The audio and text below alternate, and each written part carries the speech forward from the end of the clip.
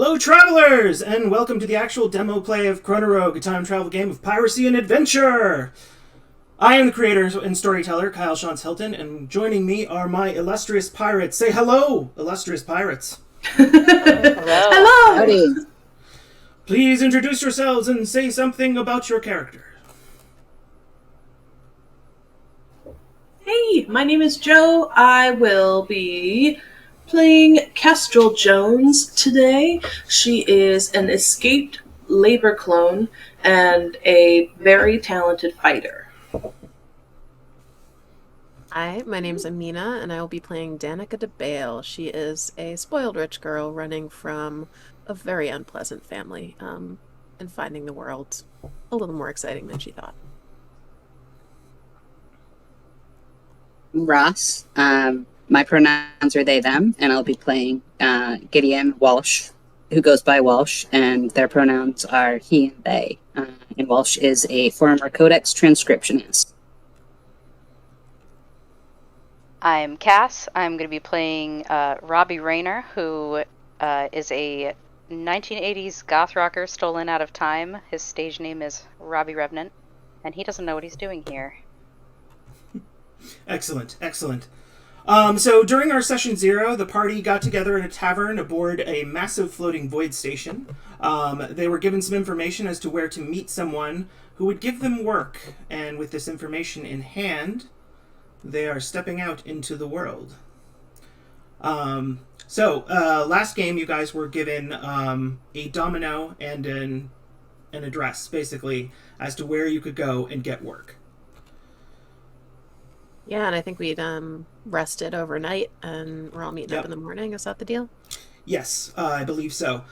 I guess the camera will start with Danica coming down into the tavern. A few knots in her back from sleeping on a subpar bed, but I mean it does beat the stasis container you were in before.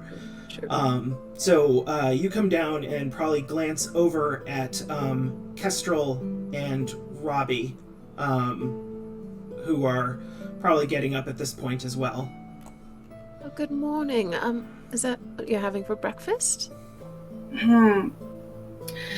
Yeah, sorry. This is only my second cup of coffee. So, this is going to be my whole breakfast. I'll be friendlier in a bit. Toast and jam, anything at all that sort that I could order? Anything? Ralphie looks at you and says, toast and jam. Sure. Yeah, we've got some... So much. Yeah. Let me go get it. Danica pulls out the domino that she got yesterday and just kind of sets it down on the table, in the middle of the table, and says, have we seen Walsh? Walsh. Where does Walsh stay on the menagerie station?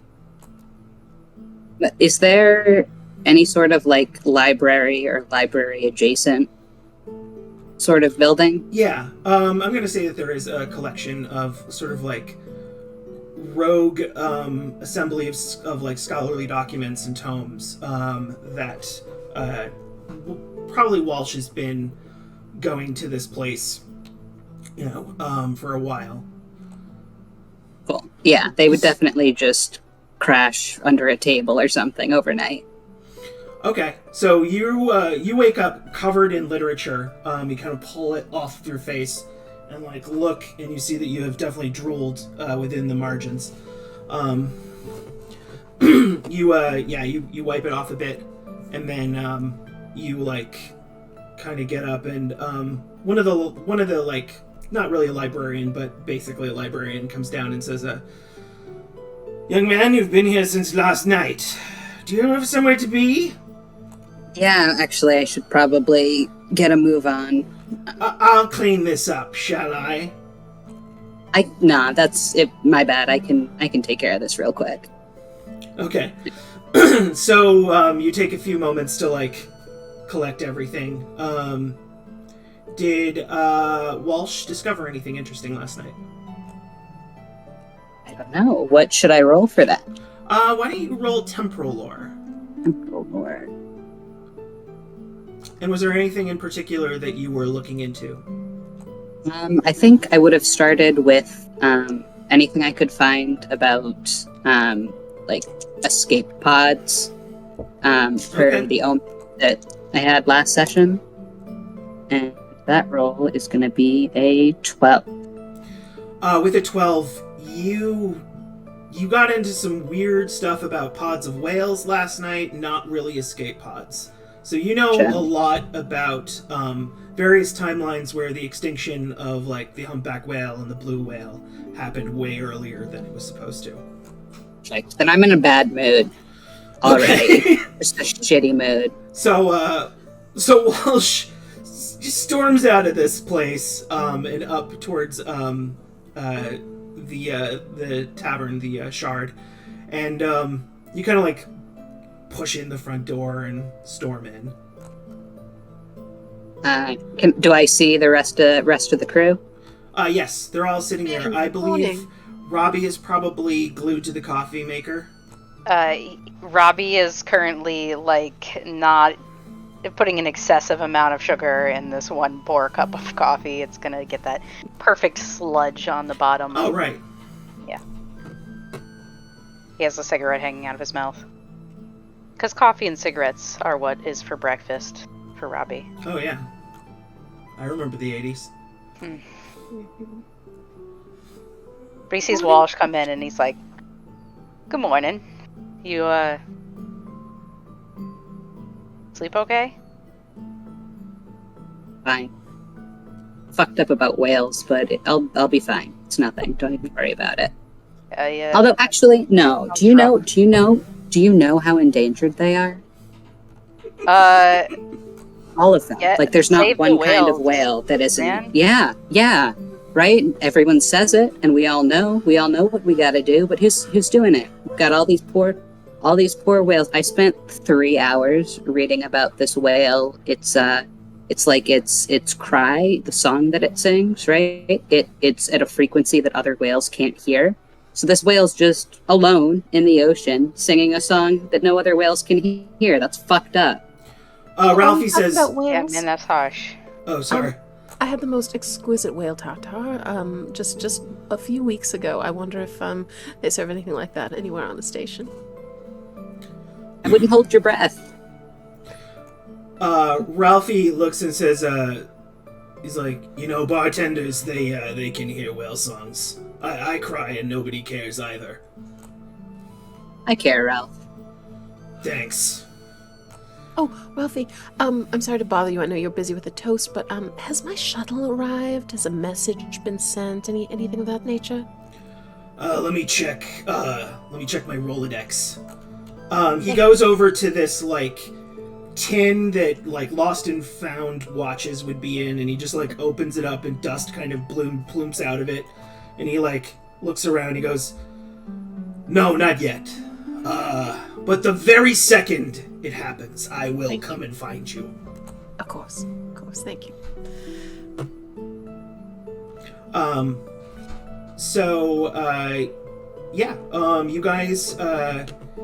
You guys are given some food. He comes out with this sort of mushroom bread sort of creation of his, and there's not really jam. It's not sweet. It's a savory, almost like a mushroom chutney on top. Due to the nature of where most people live, mushrooms have become a source of most people's nutrition because it can grow in the dark. I gotta know, is there space whales here or whatever? That's where we are, right? Where it's space here or something. Would Kestrel know? Possibly. Make a temporal lore roll. Anyone who's interested.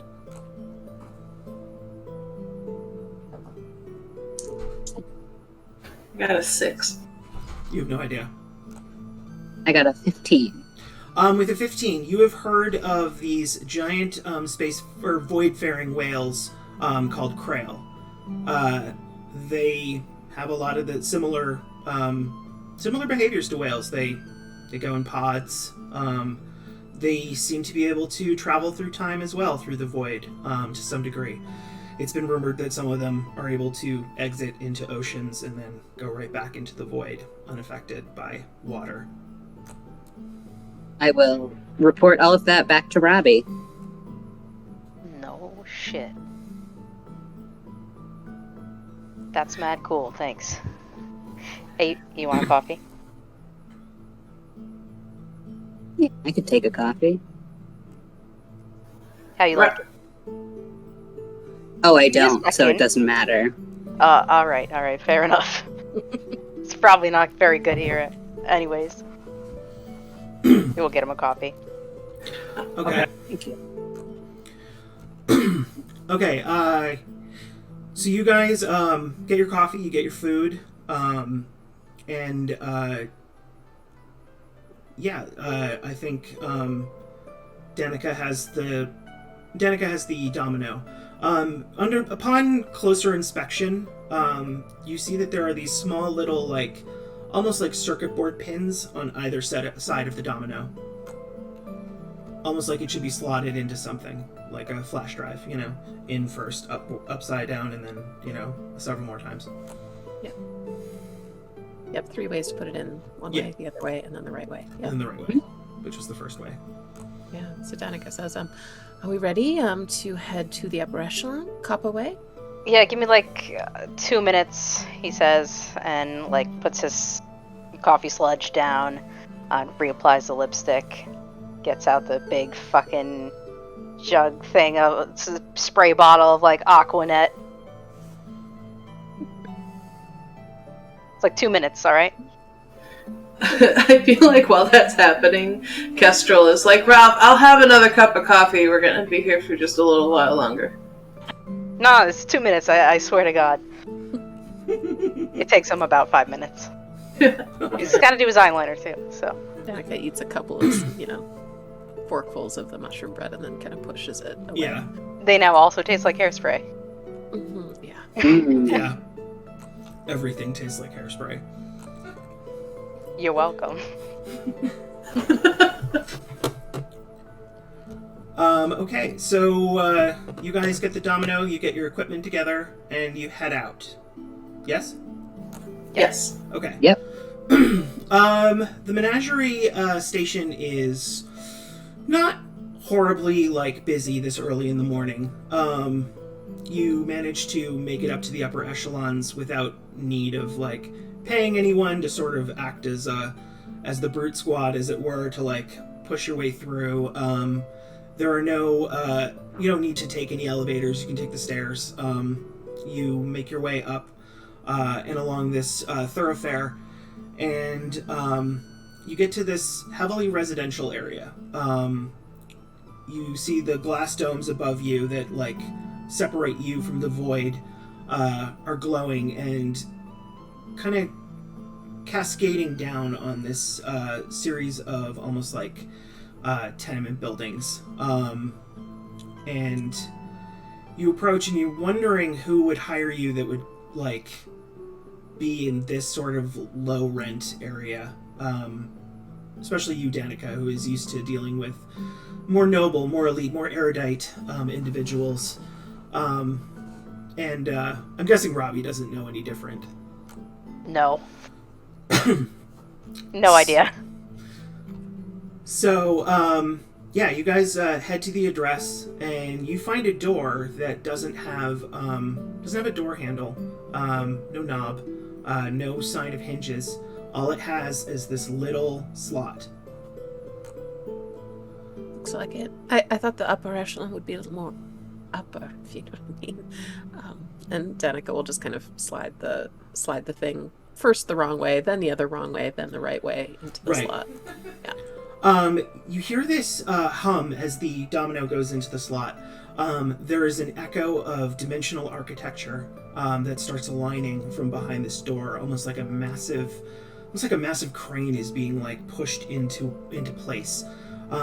There is a puff of air from underneath the door, and then the door opens slowly. You see beyond a beautiful, lengthy hallway carpeted with beautiful red and blue checkered carpets, lined with statuary, low glowing lights that are just gorgeous. It feels like you're almost like you're home, Danica, for a moment. Just breathes a little sigh of relief and you see your shoulders kind of settle down a little bit. This more what you had in mind? Yes, very much so. At the end of the hallway, there are some beautiful mahogany. Monogamy. Monogany. Monogamy. We can only do one bar of that, right? That's right. Yeah. Yeah. There's some beautiful doors. They have glass windows in them, and beyond you see this circular chamber with books lining the walls. It looks like almost like an old Victorian den kind of meets a sort of a more sci-fi setting. A automaton butler is standing there, waiting to open the door for you. Lovely to see you. Lady Kantari referred us for a job. Would you be able to announce us? Yes. Your names, please? Danica. Just Danica. Just Danica. Robbie. Hi. Robbie. Guy talks. It's fucking amazing. The automaton turns robotically and walks over to a wall console and hits a button. He says, Lord Develli, they're here. You hear a door open from up above, and a nobleman, an older gentleman of about 70 years old, starts descending. He has a drizzle of faded white hair that drifts above his ears. He wears close-cut, noble clothing with accents of black and gold, and an ancient emblem of a silver claw on his chest. He looks you guys over calmly, and then he sits at one end of the table. He gestures to his butler, who starts pouring drinks for you. Good morning, Lord Develli. Very nice to meet you. So we heard that you had perhaps a job for us, but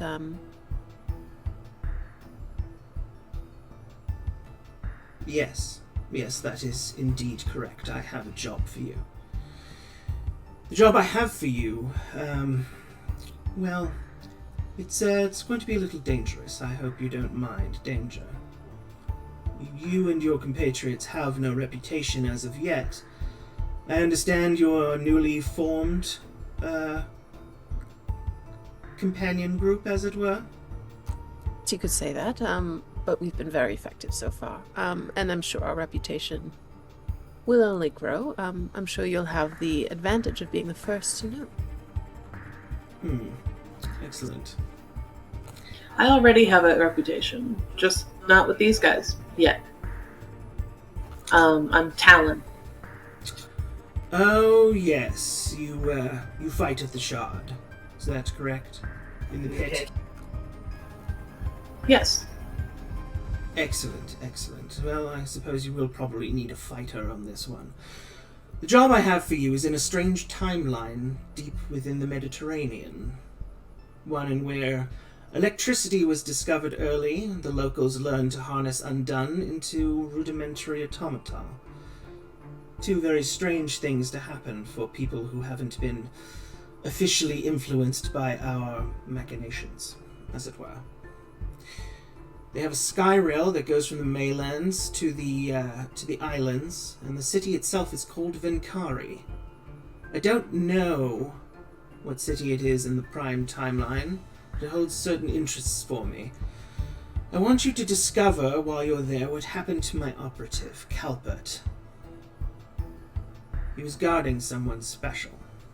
Someone I hold dear and want to protect. That individual has been slain. Her name is Lorenza Katai. If you find out what happened to my operative, I will pay you 2,000 drakes. If you find out who killed Lorenza, I will pay you an additional 2.5 thousand drakes. I know how these business negotiations usually go, so I will front you 1,200 drakes in advance, if that seems fair. I look around to the others to see whether anybody thinks that that's unfair. I actually don't have a good sense of what is fair for this type of job.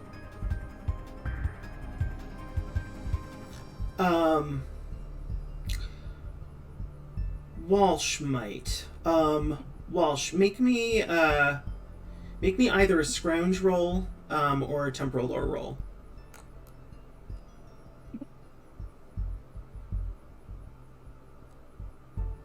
$15 temporal lore. Okay. Yeah.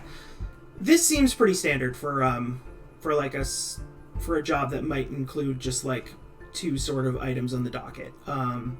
Usually, the more someone has to do within a timeline, the more is expected to be paid. Yeah, that seems fair. Yes, that seems wonderful to us. Thank you so much for your generosity in giving us our first job as a crew. I'm sure you'll be very pleased with our work. I will hope so. I will give you access to some basic garb, and some babble shards. Have you used babble shards before? Yeah. No, but I know what they No. are. No, I don't know. So a babble shard contains the spirit of an undone, someone unmade by time, that speaks the local language. It will slot into a small implant that will, if you don't have one, be installed in you. It's perfectly safe. While the undone is slotted in there, they will be able to understand and translate, and when you speak, they will speak slightly with you, so that your intention, they basically translate your words, as it were, and allow you to speak and read and understand the local language. Yes, of course. Of course.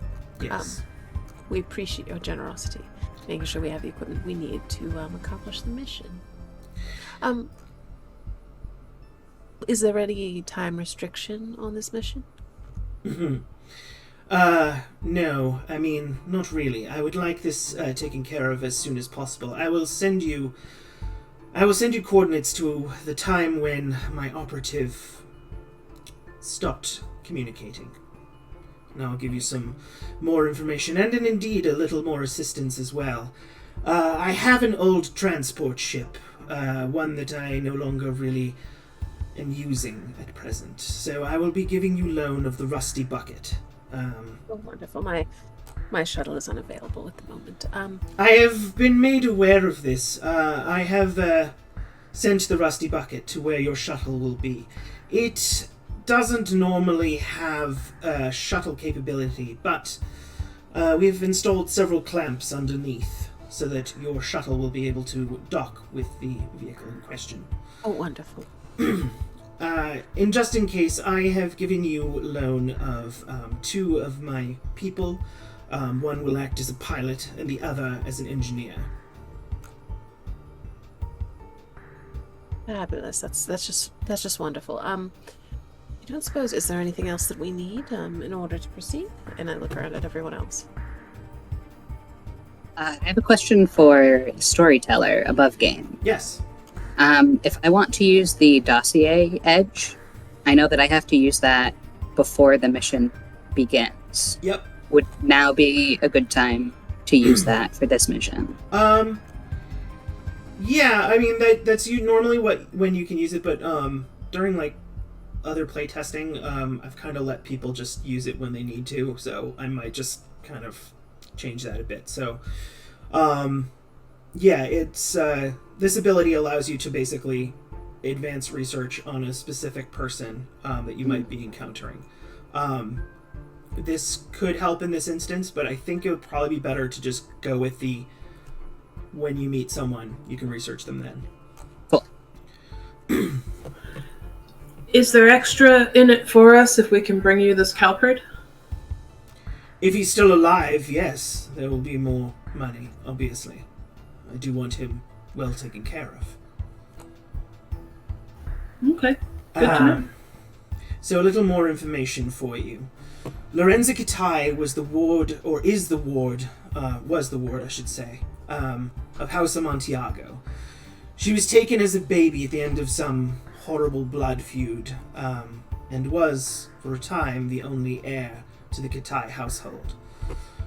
Lorenza loved the local college, the Lumen Collegium, and would spend a great deal of time there under the tutelage of the headmistress, Isabella Indiri. She might have become interested in her old family holdings before they were sacked. So if you find the ruins of their spire, you might be able to learn more about what happened to her. I know that she was being prepared to take on a significant role within House Amontillado. They have natural heirs, so it's possible that one of them decided to bump her off in case she was being prepared to take over the family. My man Calpert was an obsessive gambler, and you might find him at the Onyx Arena in the city, if he's still alive. If not, his apartments are on Glassweaver Street. The Onyx Arena? Yes, so it's a massive gladiatorial situation. Ah, I see. Right up Kestrel's alley, from what I can gather. Excellent, excellent. And do they have any identifying marks, any aliases that they might have been going by? Lorenzo would have no reason for an alias. Calpert, I don't see him changing his name. He normally just pretends to be a local scumbag. Yes, I see. And yes.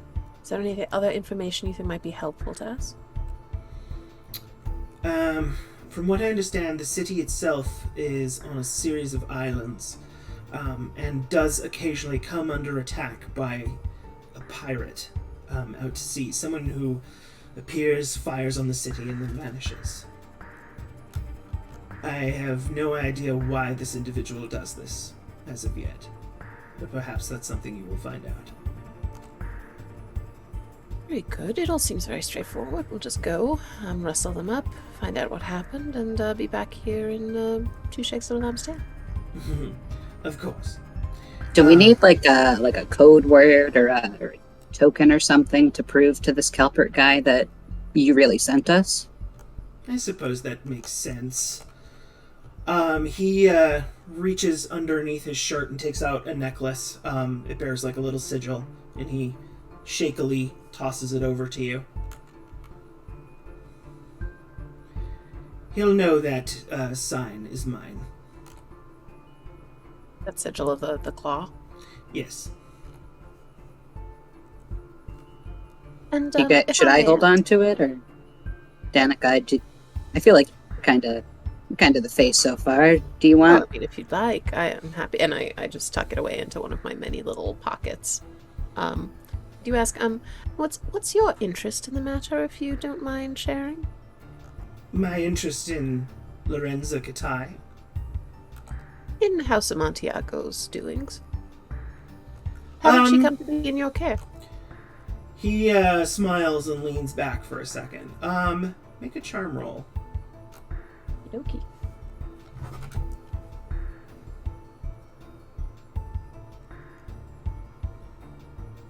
Going to be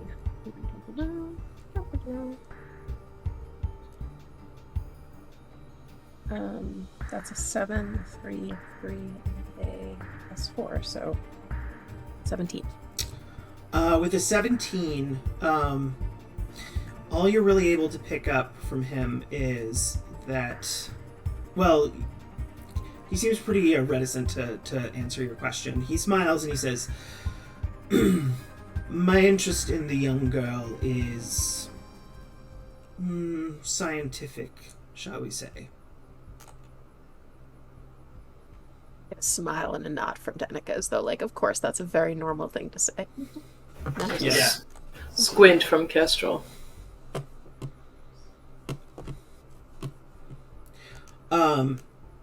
Just so you guys know, just a reminder, you each have 1 point of fate, which can be spent for a reroll or a +5 to a roll before you roll. I'm gonna let that lie. Yep. He says, in future dealings... Actually, do you know what? Sorry. I actually miscalculated. That would have been... It wasn't a +4, it was a +7. I just looked at the... Okay, so you got what? So Like got a 20. 20. Okay. Mhm. That's a little different. He smiles and he says, she is a unique individual from what I can gather. One who has developed abilities that she shouldn't have. So my interest is scientific, but also I think she is the key to unlocking something, a project that I've been looking into for some time. There are other individuals out in the void who are seeking the same information, so time might be of the essence. Hopefully she's still alive or captured, or at the very least something can be done to save her. Of course. We will do our very best. Will we? Sure. Yeah. Okay. So, the butler sort of like wanders out into an adjacent room and comes back with a small chest of coin. He sets it down in front of you and opens it up, and you see several ingots of crystallized chrono essence within, which is both the currency and the fuel for all your chronotech and devices and your ship fuel.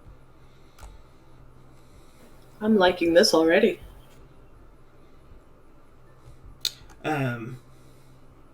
Do with this as you will.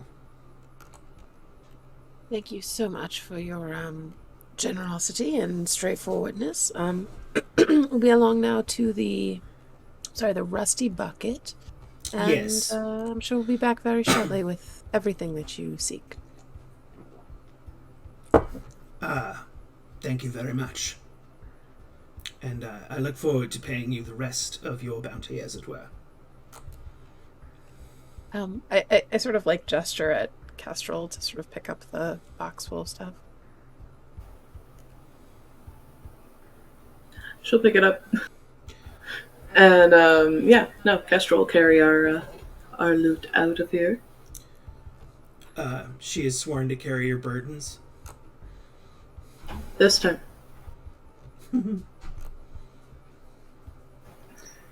She totally pockets her share first, and then closes it.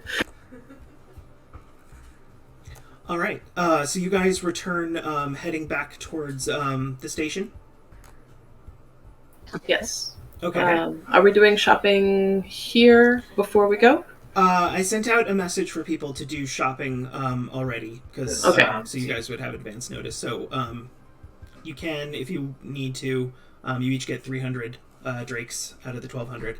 So. Okay. I'm all set. I was just curious. Okay. So Pick up a few things. Okay. So yeah, after you guys do some shopping, you head back towards where Amina's shuttle is expected.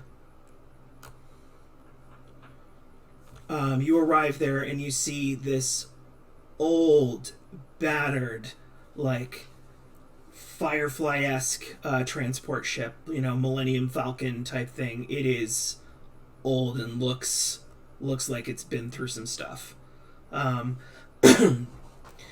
It's offensive to probably Danica and possibly fascinating to everyone else. Yeah, I don't think your shuttle's showing up here anytime soon. Is it supposed to smell like that? Do you think there's something leaking that someone should look into? You hear a voice saying, what smells? It's just a sort of chemical smell. Is it meant to, and maybe like sandwiches that have been sitting too long, sort of a mix, heady mix of odors. Who said that? You think she ever seen a sandwich sit that long in her life? Yes. Kestrel. This duct bursts open with another like sort of like a plume of smoke, and a sooty covered redhead girl comes like tumbling out. She's wearing kind of like stockings and a black shirt. She's got a work kit like over like a mechanic's kit over her shoulder, and she looks at you and goes, "What smell? What's wrong with my ship?" I'm accustomed to a little bit of a different sort of ship. I'm just wondering if it's supposed to smell this way, or whether that's an indication of an issue that we should check out while we're in dry dock. You're you're the new commander, is that right? Of course, yes. Danica, at your service. Penny. Your name? Penny? Wonderful, wonderful. What a lovely name. So yes, is everything all right with the ship? Ship's great. Is it void-worthy? Like perfectly rusty and mad bucket, so I think we're good. Yeah. Exactly. It's perfectly rusty and mad bucket, like that guy said. Yeah, I'm Robbie. Hi, Penny. Hi.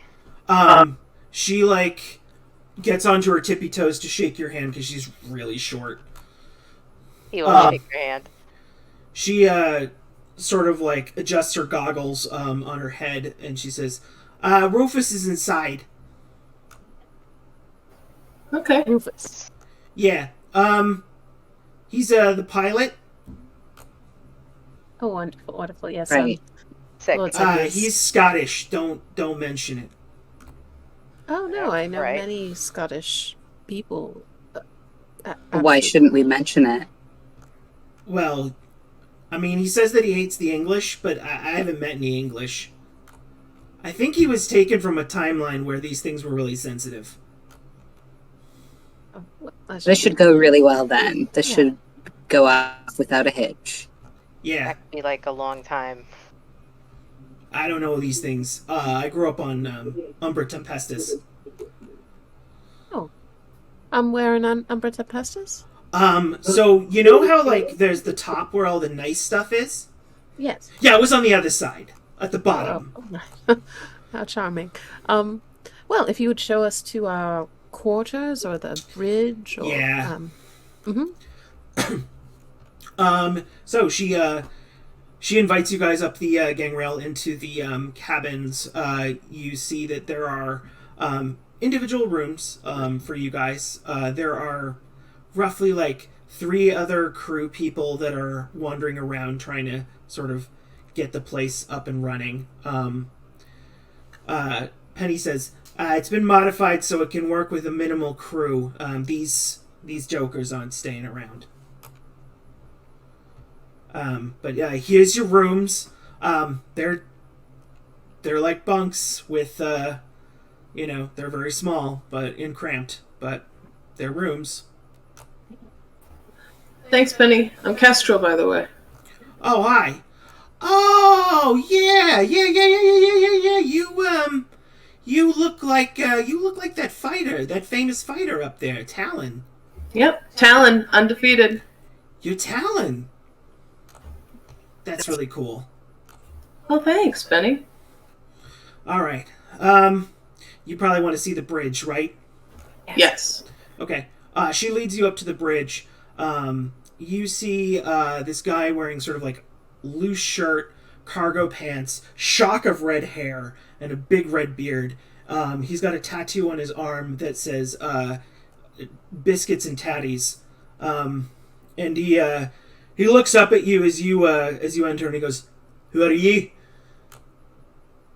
Oh, my name's Danica, and I'm the new commander of the ship. Very nice to meet you. Danica, new commander. What's going on, Penny?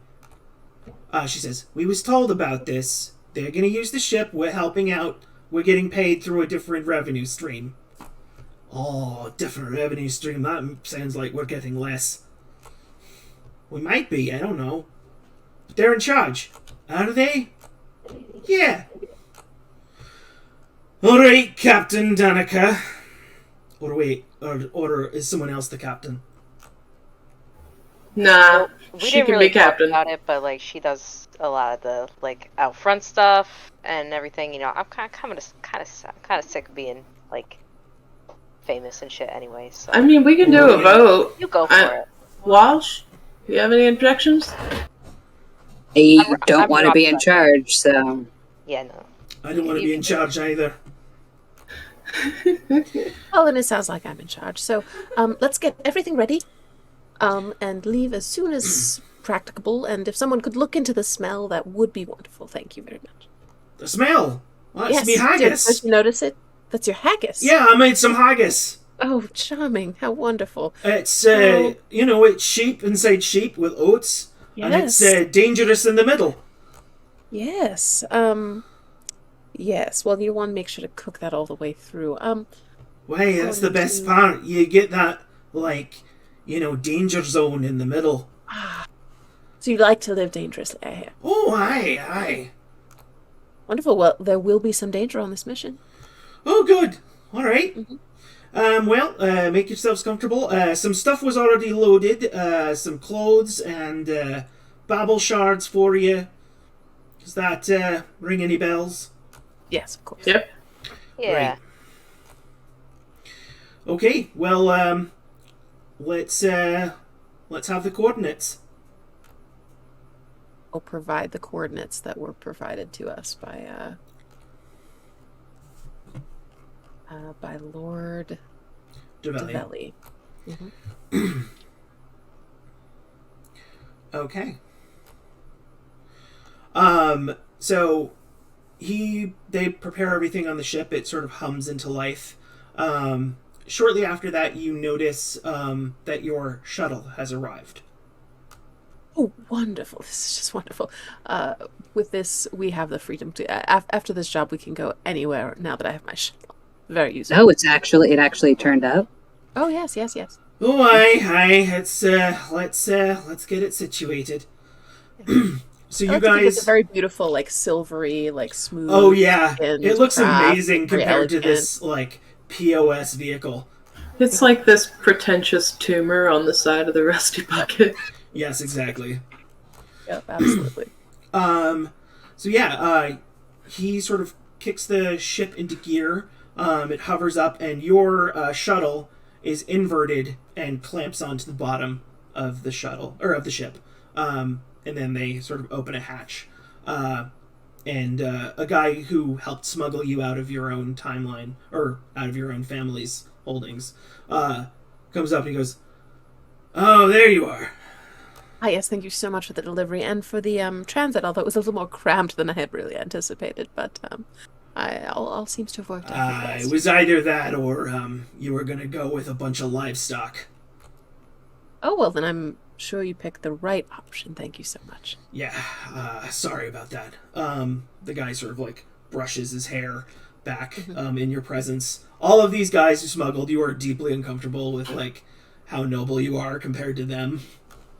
I do just touch him on the shoulder and say, just out of curiosity, did you see any tail? There was no tail, no sign that anyone followed. Or knew where we were going, we used an old smuggler's route to get out.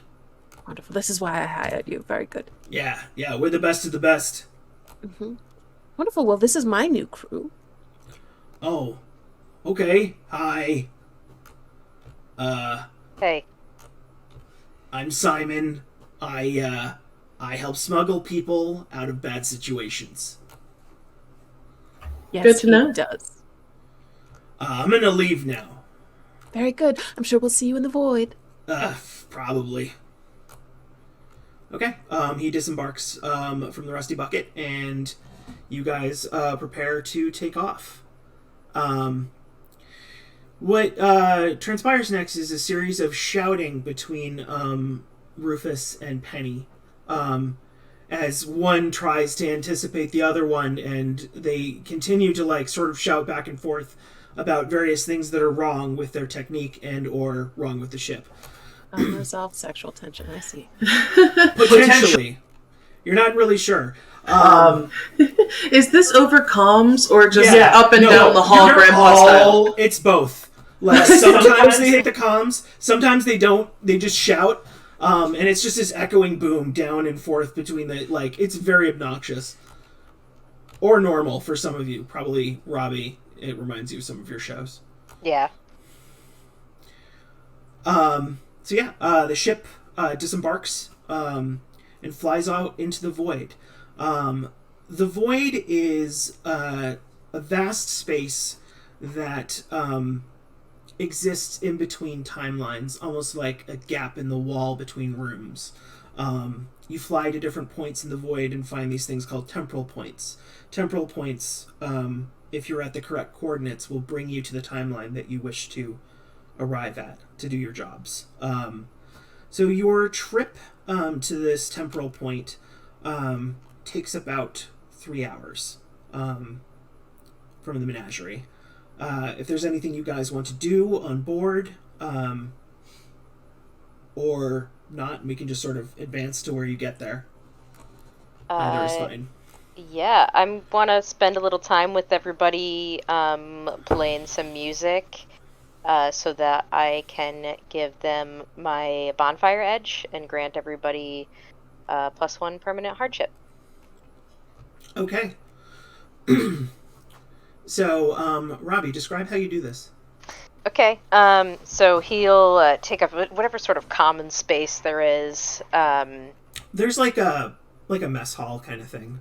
Okay, so he'll like kind of park himself in the mess hall with his space, and play them a little bit of music. It's like a lot more chill and like kind of mournful post-punk vibe than what you heard at the fighting pit the other day. It's a little bit about some of the time that he spent on one of the chronoliths, which hasn't been much time and it's been pretty confusing for him. But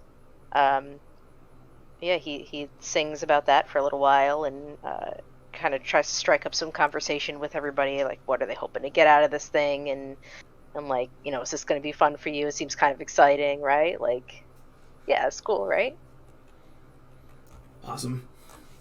I love how happy Robbie is to be here. He is just so happy to be here. All right. Does anyone else want to do something? Yeah, I will enjoy that very much. And I will also just take a moment to sneak off to my tiny little bunk, and I'll pull out my baggie of onyx salt, which I purchased, and just snort a dose of that and just Okay. Yes, for another point of hardship. Okay. Awesome. Kestrel's gonna take some time to just sort of like wax the handle of her spear and just do some basic maintenance on the blade and on her concealed double-edged sword as well. So yeah.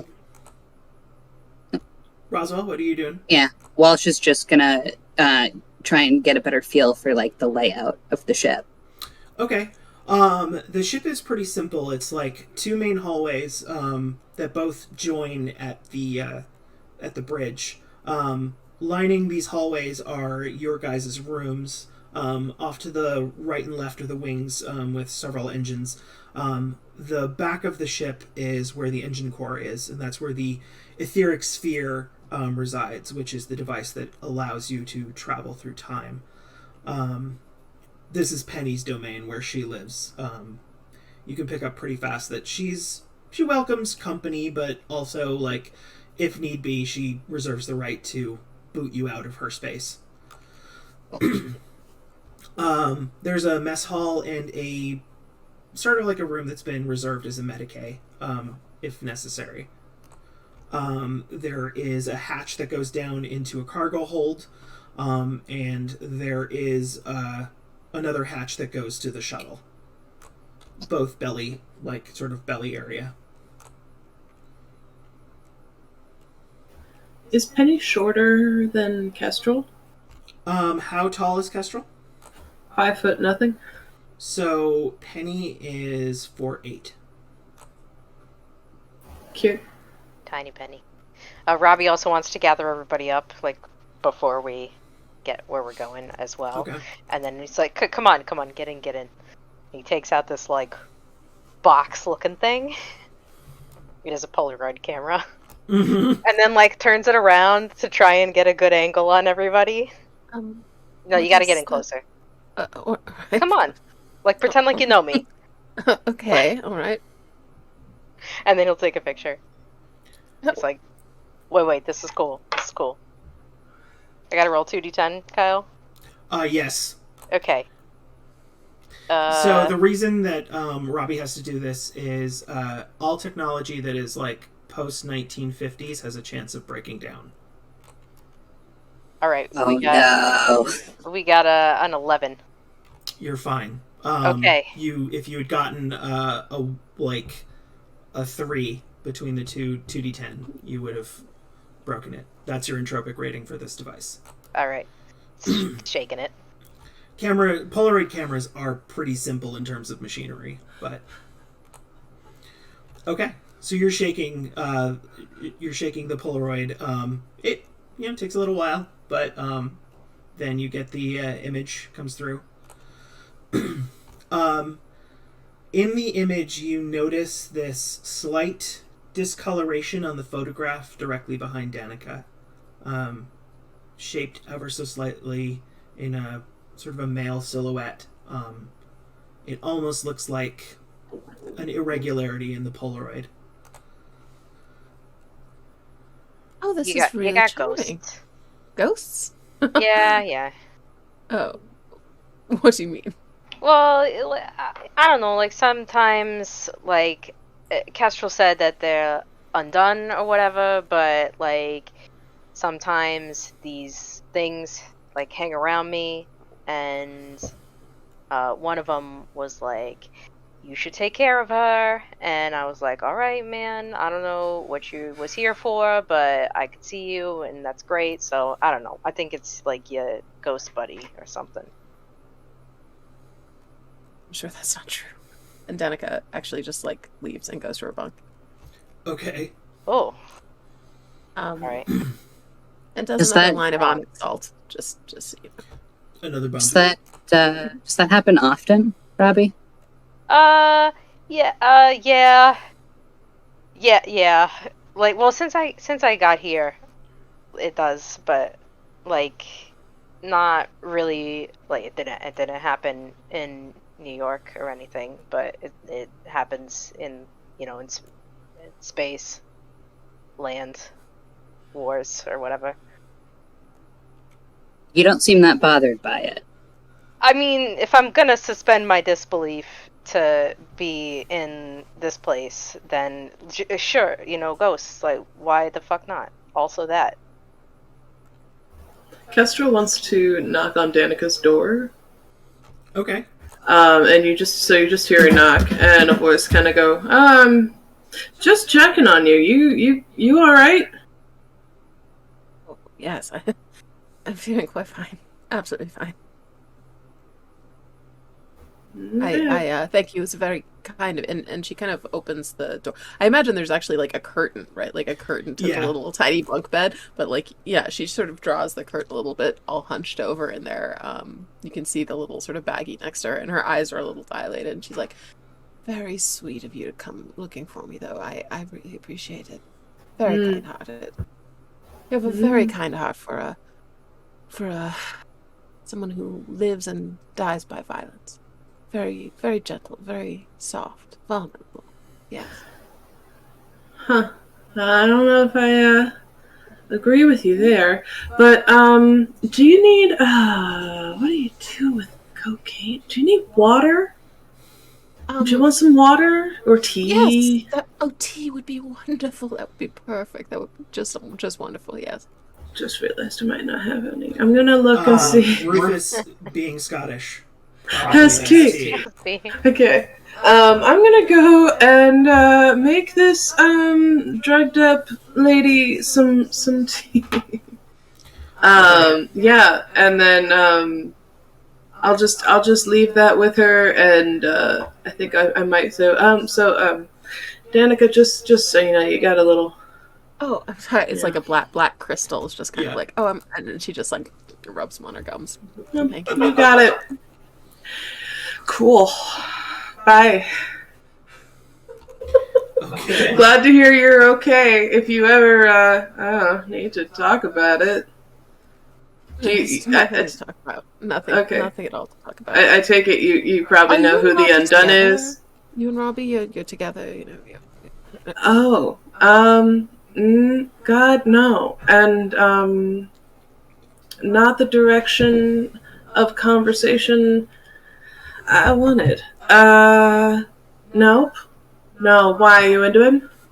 Oh no. I mean, he's very handsome, but I mean, so are you. So really, it's whatever. I'm just going to take a nap. Yeah, that sounds like a good idea. I'll let you get to that. Cool. There's like a slight blush to Kestrel's face, but she definitely is like, this is not the time. This isn't the time, right? Yeah. Okay.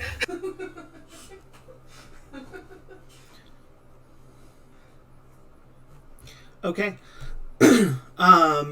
So, you guys continue traveling for a couple more hours. You manage to get tea, and bring Danica a cup of tea. You eventually arrive at the temporal point. You hear Penny continue shouting at Rufus, and then there's sort of like a flash in the void as the ship passes through. In the lightning-kissed skies above Venkari, slate rooftops blanket the canal-severed islands and mainland elements as rain beats down with relentless fury. Boats chug along the Aqua Industria Canal, their sailors desperately trying to get their vessels docked as an unexpected storm smashes the mainland. Sky rail machinery clings to the Ponte Sola Laguna, a thin stretch of natural and artificial land that joins the old islands with the mainland. Arcs of coiled electricity course along the rail cable above the old cars as they clatter in a never-ending journey back and forth. The dull patter of rain bounces off of automata and armored mortal guards alike, as both suffer in a desperate gambit to find adequate shelter. Within the district of San Mardoza, 4 mighty spires rise into the clouds, their pennons flapping in the ever-growing gale. Here, King Albrecht Fiore and the Council of the Grey Table hold sway over the teeming masses, utilizing subtle machinations and ever-guiding hand to the people of Venkari. After a recent war with the Franco-Alban Empire and threats from a dangerous pirate lord, they've been forced to be far more vigilant of strangers. To the north, the black geodesic dome of the Lumen Collegium dominates the skyline, a university whose discovery of electricity has catalyzed Venkari into becoming a great and powerful trade hub. Here, students flock both for knowledge and power, seeking to unravel the works of Isabella Indira, the college's scholarus primus. Southwest of the Collegium, on the streets surrounding the Grand Canal, rival gangs struggle against one another for turf and coin. Their battles are so frequent that many of the City Watch have been sent to the San Marie Cemetery trying to break them up. West of San Marco and a stone's throw away from the Shadow Market lies the Onyx Arena, a mighty fighting pit where many go for blood and glory. It is here, high above the buildings and spires of Venkari, that this story truly begins. The engine core thrums with power as you push through the void into this stormy environment. Lightning arcs across your hull, causing the shields to snarl in rebuttal. You all stagger through the narrow and cramped halls of the Rusty Bucket as its turbines whine in protest against the gale force winds. The muffled roar of the wind is suddenly eclipsed by another sound.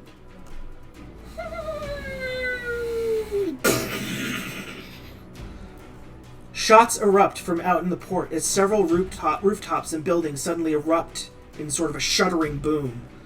The ship pitches along its axis, sending everyone tumbling around. You hear another explosion, this time closer. Something erupts through the hull, tearing free a large chunk of ether steel. Smoke billows out from the wing's engines as the ship starts stuttering above some of the buildings. "Blast on my britches!" Rufus shouts. "Penny, get the shroud up!" "I can't," Penny screams. "You're hitting every damn shot." "I can hold it here for a second. Everyone out!" Rufus shouts. He starts hovering above the canals, a place where there's sort of a watery intersection where 4 canals meet. "I'll make contact once we can make some repairs. You guys have to go get out right now or you're going to be completely screwed."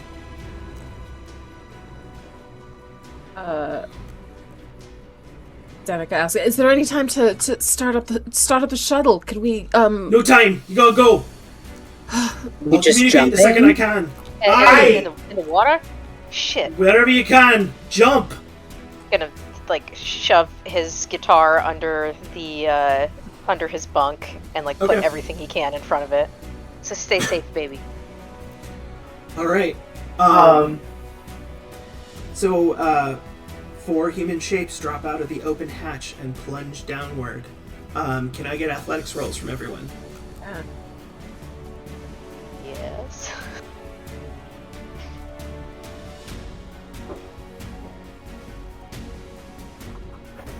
There's a 15 for Kestrel. It's 13 for Welsh. 14 for Robbie. 5 for Danica. This makes complete sense. So, as the ship is Oh, sort no, of like 7. I keep forgetting to add my thing. 7 but is that's still bad. Ooh. I mean, so the ship sort of like sways back and forth as you guys are trying to find places to jump. Kestrel is able to leap to a nearby bridge that spans one of the canals. You land and like sort of pull yourself up. Joe, could you describe Kestrel? Okay. So Kestrel takes a second and then pulls herself up to her full height of 5 foot nothing. She grips her waxwood spear in one of her hands and just tries to kind of clean herself off a little bit with the other hand, like wiping some stones off of a leather vest and checking the wide belt around her waist that is her everyman suit. Kestrel has uniform locks that are long enough to kind of be swaying and trailing probably raindrops across her shoulders. And her eyes are a bright powder blue as she looks back up in the direction of the ship and tries to kind of follow the falls of her fellow crew members. Awesome.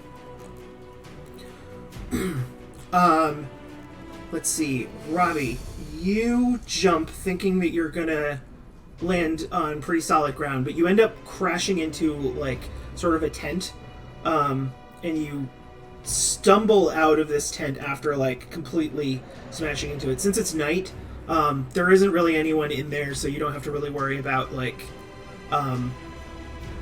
destroying anything other than you come out kind of with some old fish paste smeared a little down your front. Stinky boy. Walsh, you jump and you land clinging to a rooftop.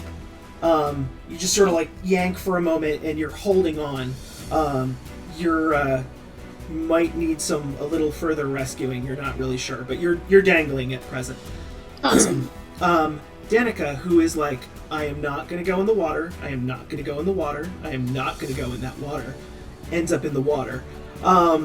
So just as you're about to leap, the ship pitches the other way, and you land at the point exactly when the 4 points intersect. Sploosh. Sorry, I forgot. Robbie and Walsh, describe your characters. Because I screwed up there.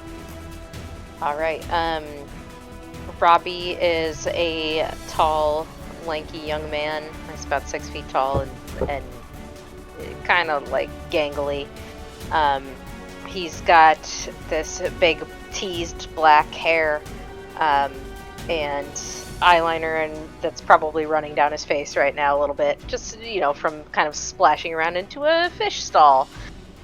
He's wearing his everyman suit, but over that he's got like a black leather jacket, is a little choker that has like a little silver skull on it, dark red lipstick that's kind of peaked sharp over his cupid's bow, and he is wearing one like little silver kind of ankh earring in his left ear, and he's got more fish paste on him than he would like right now. He looks over to Walsh to try and help him out.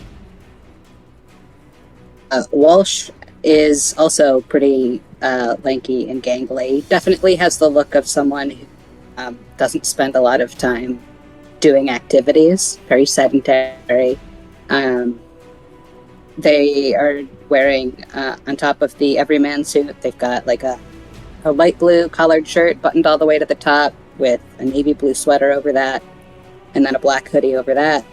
Their hair is generally pretty wavy, but right now it's definitely just like plastered in their eyes, across the forehead. They can't see. Their eyes, when visible, are gray, and they've got bilateral cochlear implants, which are generally hidden by the hair, but probably not right now. Okay. Amina, you come up like a cork in the water, and start sort of thrashing towards the land. Like a bedraggled rat, you pull yourself up using like this sort of dock scaffolding. Please describe your character. Yeah, about 30 seconds ago, Danica was dressed in a very nicely disguised Captain Paradox suit, just covered almost entirely by like a quilted, sort of very rich velvet fabric vest, and this sort of blouse that's kind of origami-like or architectural in style. Nice, like almost jod fur style, like fawn, thin leather pants and high boots, platinum bob, knife sharp, dark olive skin and dark eyes. But yeah, right now, all of that is just plastered with what I assume is dirty water, and her hair is like running into her face, and she looks not great. She does wear a couple of rings, a very ornate sword at her side. Yep, and she is just dragging herself out onto the dock, like onto her hands and knees, just like spitting out dirty water. Okay. So yeah, you guys drag yourselves up. You kind of see that Walsh is still a little in danger as the slates that he's holding on to start shifting on the roof. Robbie would like to go get them. Robbie would like to go get them? Yes, okay. Robbie would like to go get them. How are you going to do that? How far from the ground is Walsh? It's going to be like a 15-foot drop. Okay. Do you want to try to, like, grab some tarp to, like, try to make something that he could fall into, like a safety net? Or do you want to try to get up there to grab him and drag him up? Yeah, I think, why don't I try and get up there, see if I can find a way to scramble up there to try and pull them up. Okay, make me an athletics roll.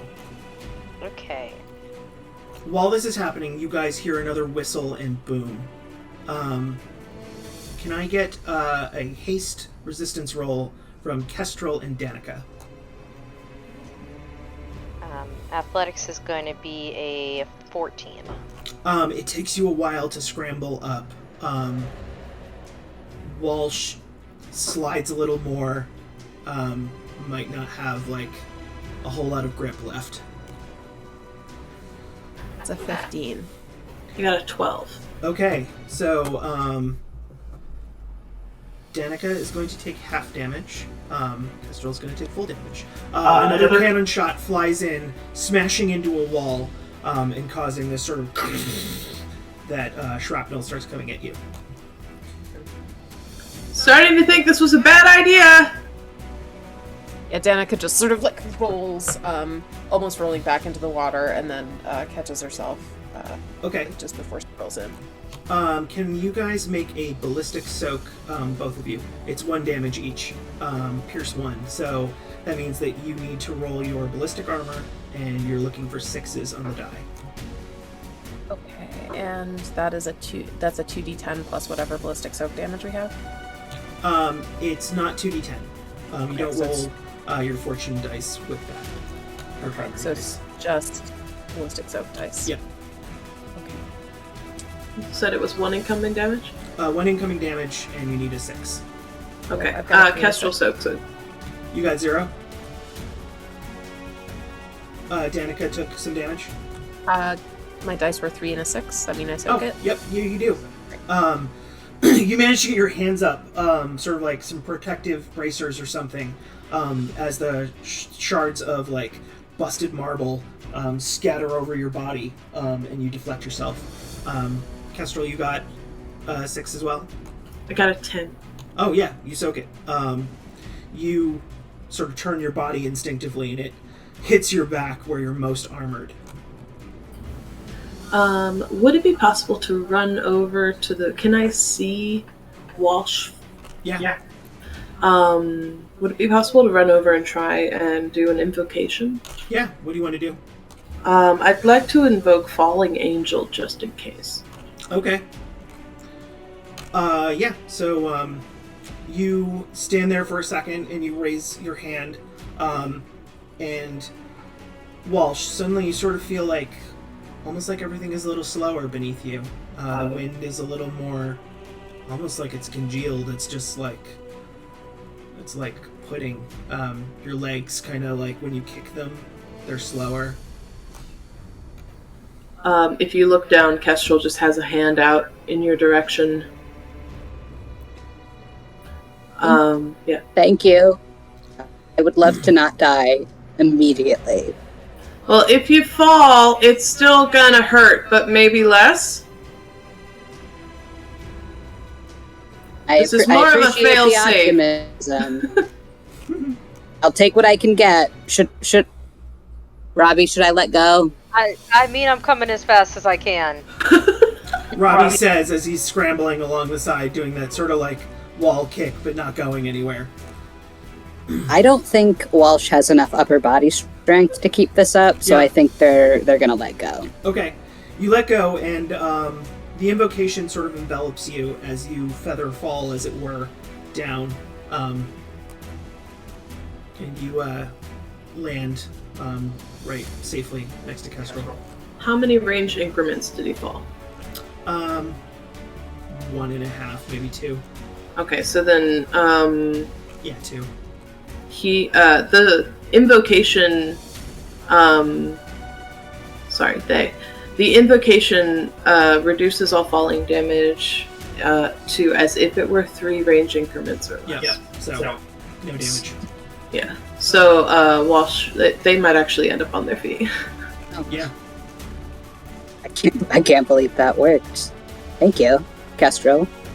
Yeah, right, that was cool. Are you coming down? Robbie can let go now and sort of land safely. He does though. Danica kind of drags herself up, looking like a wet rat. It's just wiping, rain and water out of her eyes. I think we should find some shelter somewhere. I think are the cannon shots still going off? I got this. Yes. I got this. All right, come here. And he will invoke word of mouth. Okay. All right. Describe what they see Robbie doing. Okay.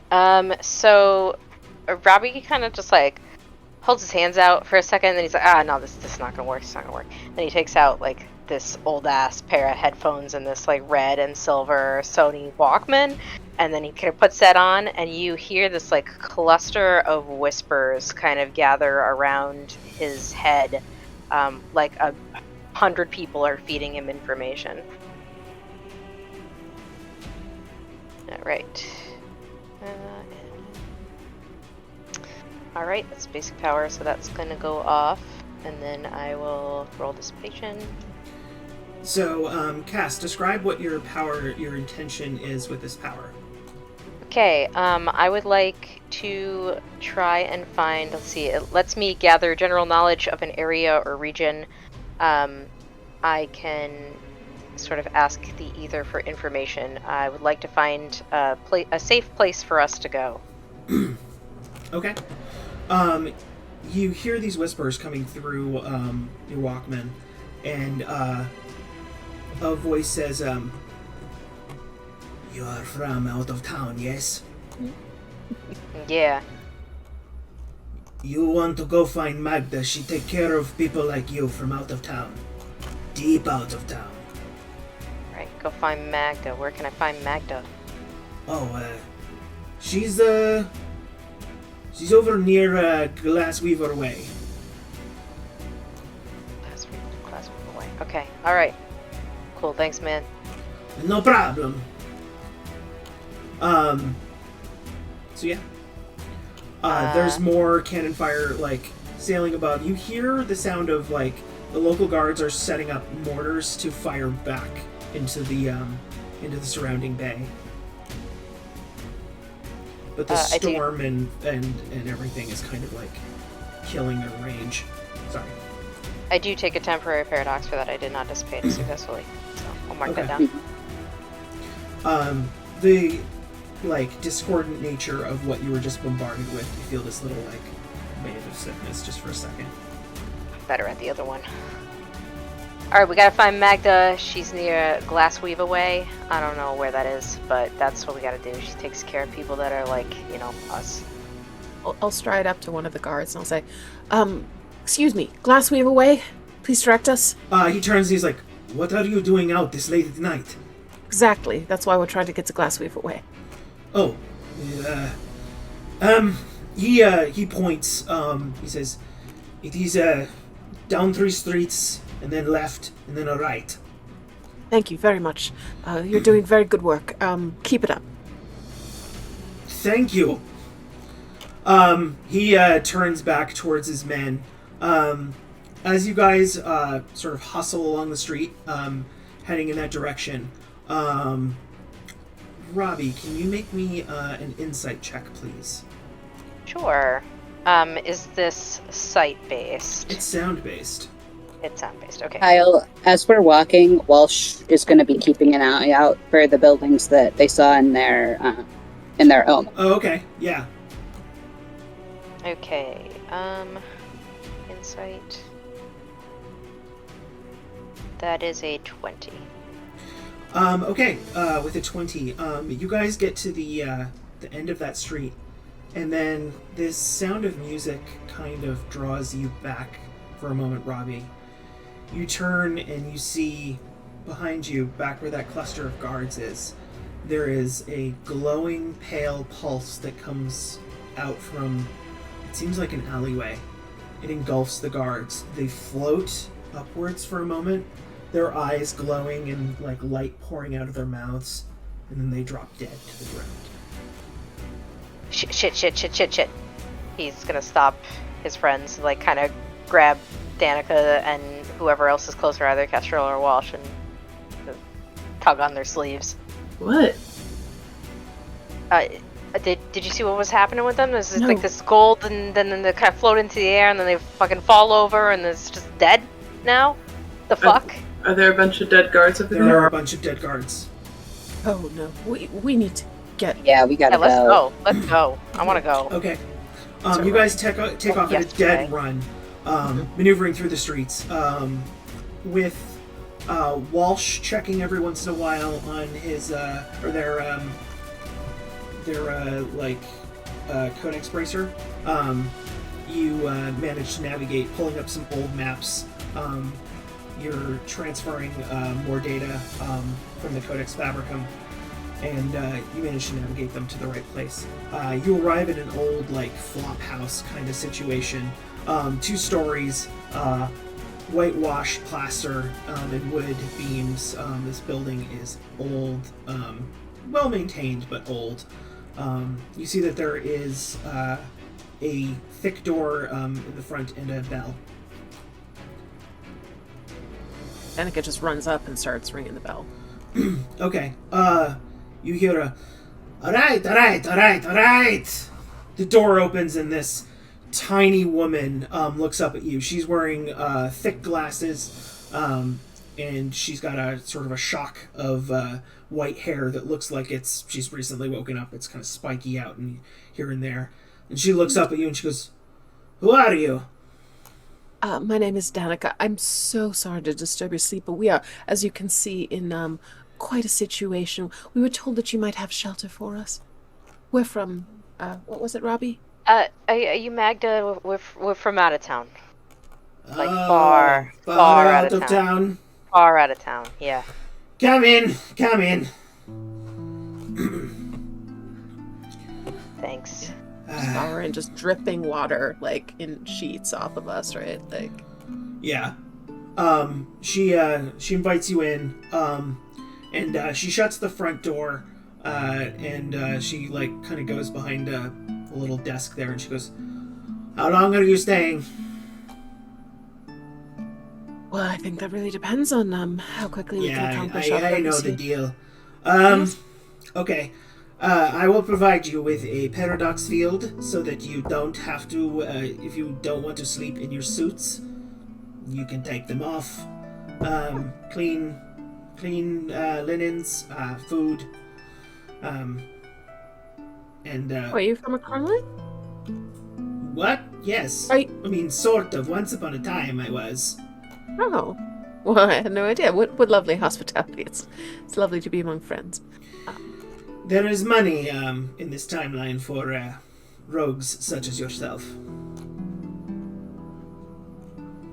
What do we owe you?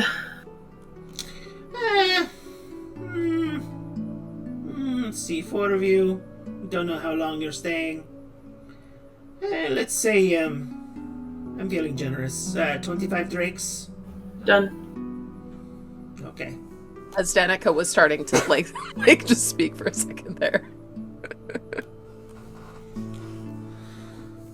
She says, "The thing you have to get used to first is the smell. This place never really learned about a hygienic fish market, so the whole place smells. It's terrible.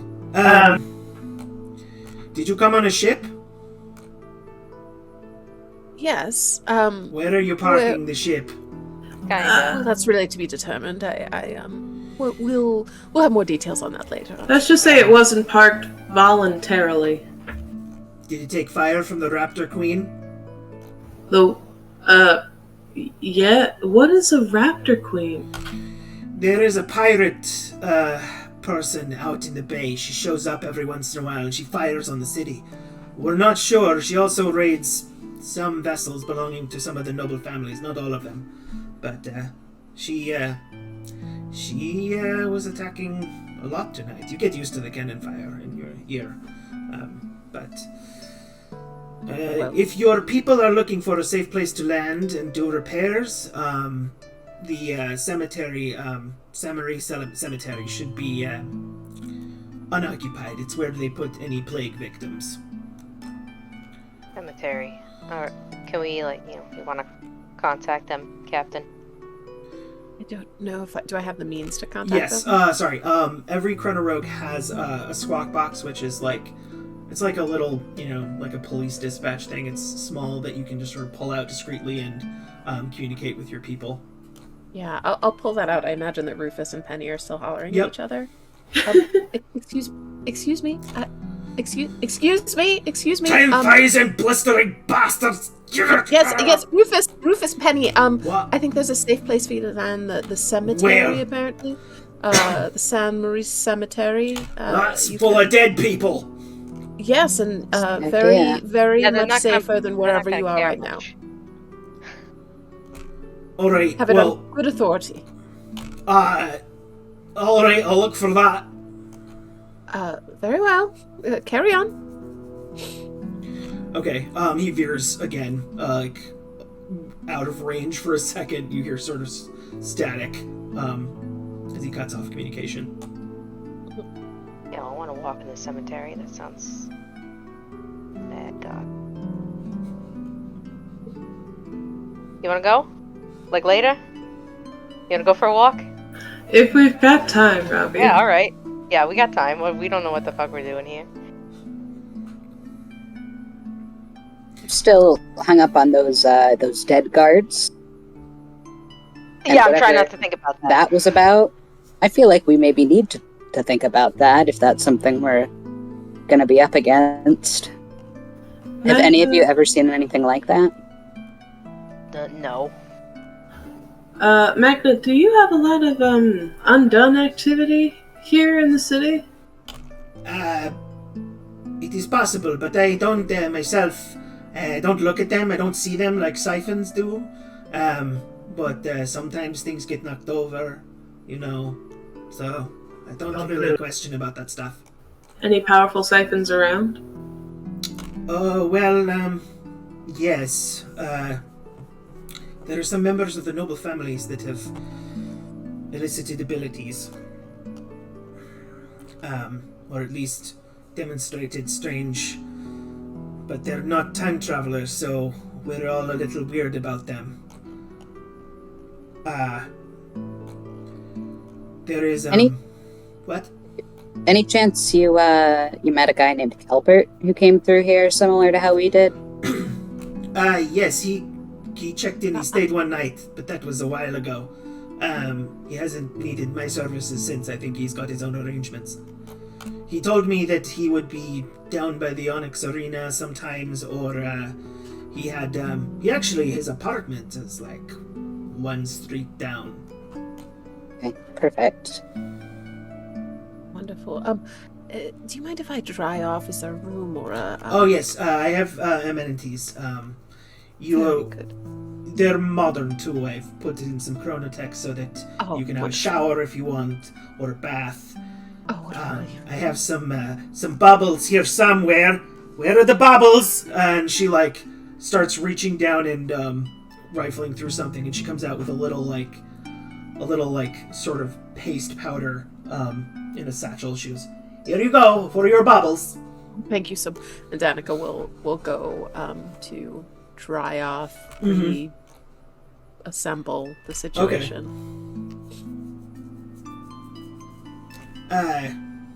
You don't have to tell me what your mission is. I don't really care, but I might be able to give you some local info if you point me in a direction, as it were. You mentioned nobles having abilities. Ever hear of a Lorenza Takei? Kitai? Yes, that one. Lorenza Sorry, I wasn't really Kitai, paying yes. that much attention. Yes, her murder was very tragic. We still don't know what happened to her. What do you know? So, the young girl, she is like 16 or 17, or was before her death. She was very interested in, from what I understand, she was very interested in the Collegium. She thought that there was some untapped potential, some harmonic that she was looking into. This is all rumor that I've heard, but apparently she developed sort of a rudimentary music box of sorts. One that tapped into the ether. Robbie, didn't you say you heard music? Yeah, I mean... Yeah, a little bit. I wonder... That could be... Maybe she's mad, you know? It's possible she might have become an undone. That would be very dangerous if she had abilities prior to her destruction. Belshara Madrath, to answer your question, is a siphon. She belongs to one of the major noble houses. She is crazy, though. Cool. Crazy how? Well, so she's not a time traveler, but she has all these theories that are somewhat accurate, shall we say. I also believe that she talks to Undone and can control them. So it's possible that she had something to do with these murders. I'm not positive, though. They're going to be at a party tomorrow night. All the nobles are going to Amontillagos. Danica sort of peeks down the stairs and she's like, excuse me, the hot water is not very hot. Did you say a party at Amontillagos? Yes. Yes, there will be a party at Amontillagos tomorrow night. Perfect. Well, we can just, rest, recharge, and head there tomorrow. Find out anything that we need to know.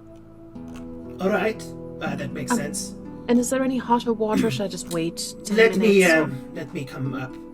Oh, thank you very much. She walks up to are you trying to get a shower or a bath? A bath. A full bubble bath. Yes. So she starts filling up the water, and then she hits a couple of buttons on her bracer, and then plunges her hand into the water, and you see it starts bubbling and heating up as she adds agitation energy into the water until it becomes piping hot, and then she removes and just sort of does this a bit, and then it turns to steam. Oh, wonderful. Thank you so much, Magda. We really appreciate it. How did you come to be here? Well, I did a lot of jobs in my youth, similar to you, I'm assuming. I used to be a traveler through time, going on adventures, but then I got a little old, and I thought that this was a nice city to settle down in. They called it something different in the Prime timeline. I believe it was Venice. Yes. I'm not 100% sure, though. Yes, I've seen some artifacts from there. Well, we really appreciate your hospitality, Magda. We might be here for a few days. I don't think that's it'll be fine, too so long as you can keep paying. And even if you can't, we can arrange things for later if you are. Oh, wonderful. Thank you. Yes, I'm not going to turn, people out on their. Very kind, yes. Yeah, Danica will sort of just close the door of the bathroom. Right. Okay. So yeah, do you guys want to talk or immediately go out investigating, or do you want to rest for a bit? Sounds like Danica's taking a bath. I will ask, is there still cannon fire going on? No, it has died down. Okay. Robbie does want to ask Magda, where'd this girl Lorenza, where'd she die? From what I understand, she died on the grounds, from what I understand. Or at least her body was found on the Amontillado grounds. Do you happen to know who discovered it? The body? I don't know that information, I am sorry. Long shot. Yeah. Really want to find that music box. That sounds, I don't know, really cool. I hope so. We could check out his apartment. It's not far. Oh yeah, we gotta go see that guy. Why don't you want to wait for her to get out of the bath, or Kestrel's she gonna gonna be in there for like an hour or something? Kestrel's gonna go knock on Danica's door. Hey, princess? Yes? So I'm not a princess, just so you know. Well, I mean, I just kind of it was a term of endearment. Anyway, we were thinking that it might be a good idea to go to this guy Calpert's apartment. It's just down the street, but if you want to relax, we could wait for you. Or if you wanted to go. I might not be able to dry my hair fully, but I suppose it'll get wet in a moment anyway. So yes, I could be ready very soon. Awesome. Okay, cool. Sounds good. Talk to you later. Have fun. Thank you. Okay. Robbie, Danica- who has lost a contact lens in falling through a fish stall, is going to take the other one out and put on his glasses that Okay. you've not seen till now. What kind of glasses? Oh gosh, they're probably way too big for his face because he is from 1985. The Clark 80s. Kent glasses kind of thing? Nice. Yeah, probably. Yeah, something like that. And he looks a little like I'm gonna put him on, but he will. Okay. Yeah, don't look at me. After Not a few looking. minutes, Danica will come down. Her white shirt is significantly dingier. Her hair is wet, but she looks somewhat cleaner and more. She's Okay. I can be ready. Are we ready? I am. Yeah. Guess so. Awesome. Okay. Very well. So you guys get your stuff together. Magda gives you a key and tells you which door to go through, basically. She says, so this place, it appears like, kind of a normal place. If you go through that door using this key, there is some dimensional shifting. You'll be able to go into your rooms and no one from the local timeline will be able to find you. Wonderful. Thank you so much. Great. Yes, you are going to technically be 2 to 3 seconds in the future. They won't be able to find you because you'll always be just ahead of them. Sounds perfect. Thank you so much, Yes. Magda. Yeah, you're great. No problem. Magda, take care of you. Do you like?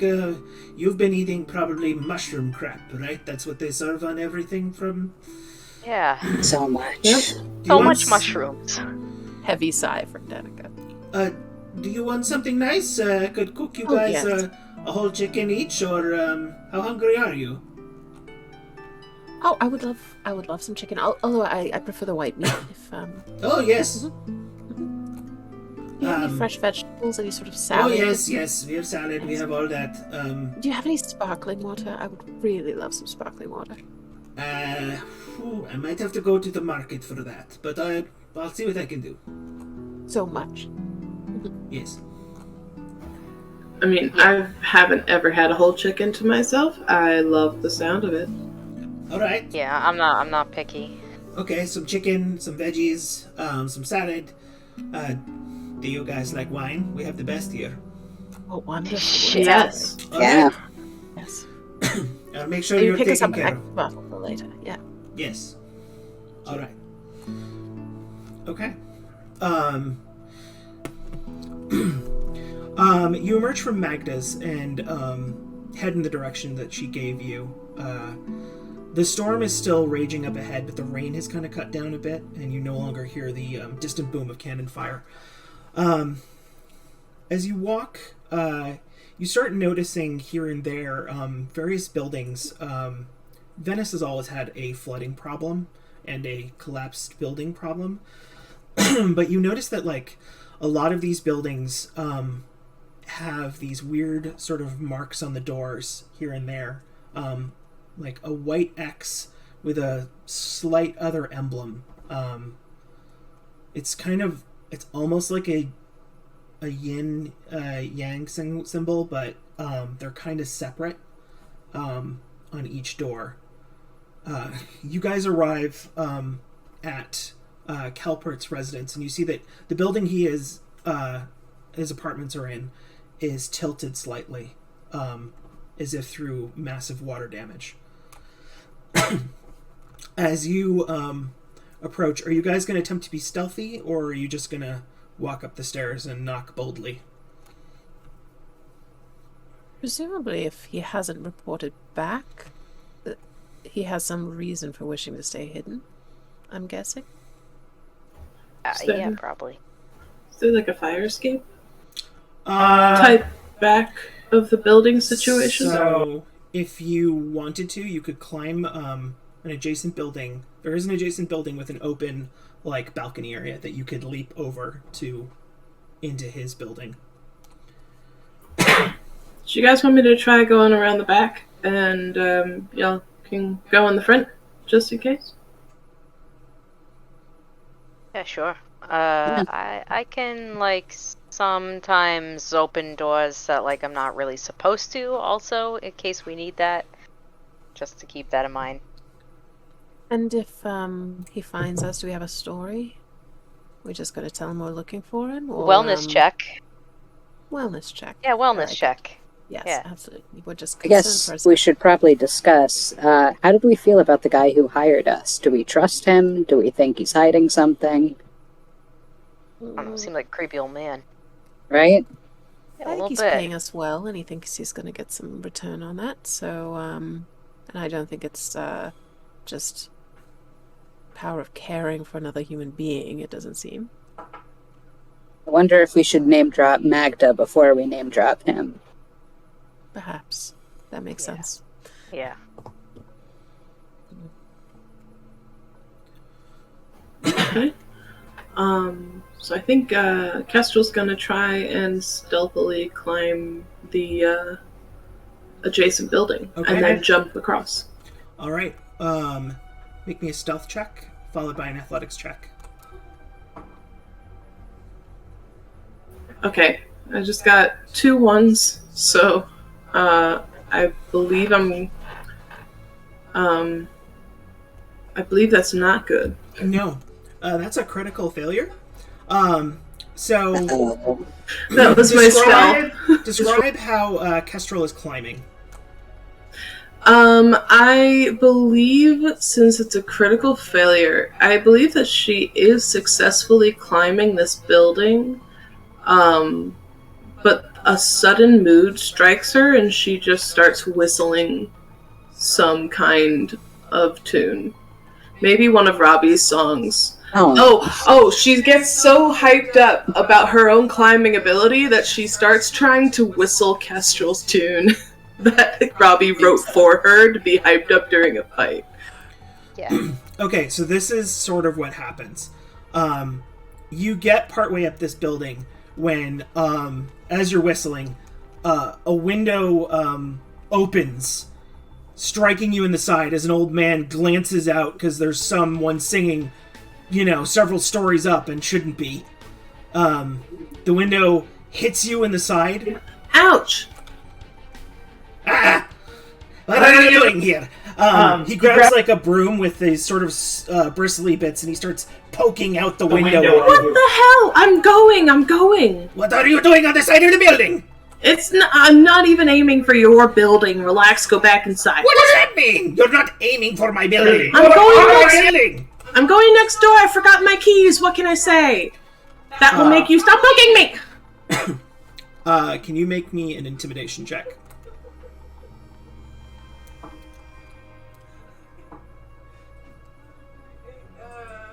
I got 14. Okay, he looks at the weapon on your back and kind of like his eyes get wide and he goes, many apologies, do whatever you want, and he shuts the door, or the window. Probably gave me away. So yeah, you guys, as you're like climbing, you look down and you see all your friends are looking round, having completely heard and seen all of this. Like, you three are like, that was not stealthy.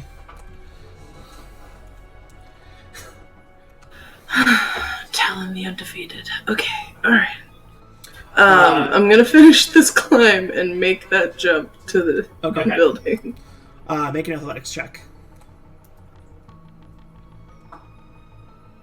Kestrel's pride has been greatly injured. I got a 14 athletics. Okay. With a 14, you jump and you hit the other railing of the balcony. It cracks slightly, and a couple more shards of wood come down, but you manage to make it. It's over. Shall we go in the front? Yeah. Let's do that. So, I'm going to describe this sort of like differently for both of you. Kestrel, you find sort of a mildewy apartment. You can smell heavy water damage.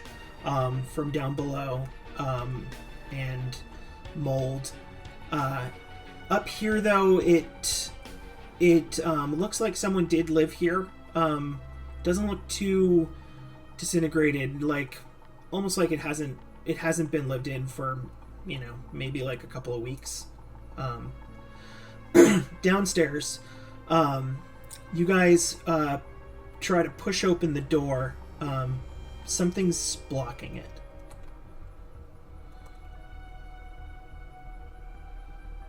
Are we all together? Yep, you three are together.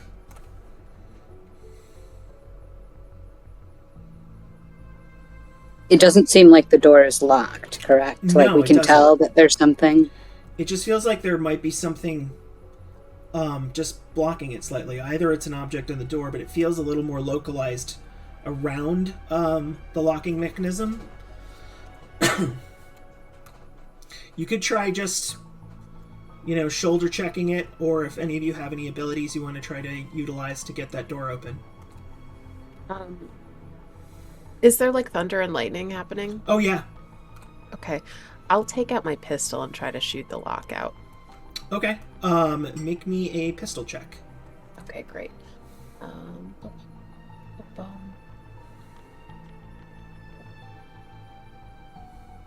That's an 8. With an 8, you shoot the pistol. It buries the round buries itself in the door. The door doesn't seem to move too much. I don't know. I might be able to get it open, but it's gonna be loud. You can time it with a lightning strike and a thunderclap. All right, everybody, earmuffs. Cover your ears. Yeah. Okay. Robbie will wait for a rumble of thunder and use shriek on the door. Okay. Okay. Yeah. Okay. So that goes off, and that is whimsy. So I'm extra dissipatey. All right. No paradox that time. Okay. So once everybody's got their ears covered, Robbie just you see this weird kind of darkening around his eyes, the bleed from his mascara is kind of trying to crawl back up into his face, and then he just kind of flings his arms out to the side and banshee shrieks at the door. And yeah, so I guess it's a haste.